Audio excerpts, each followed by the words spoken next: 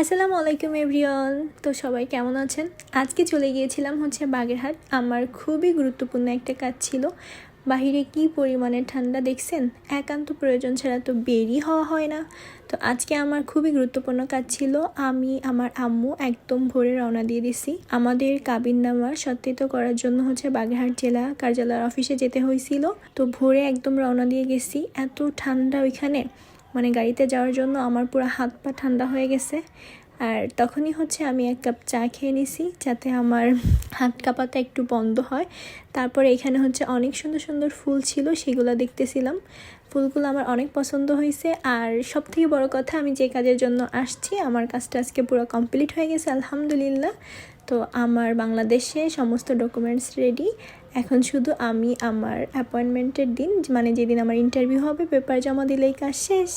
আর ইনশাল্লাহ এরপরে আমার ভিসা হয়ে যাবে। আর আমার বিদেশ যাওয়ার আর কি কি আপডেট আছে সবগুলোই তোমাদের সাথে শেয়ার করব। আল্লাহ হাফেজ।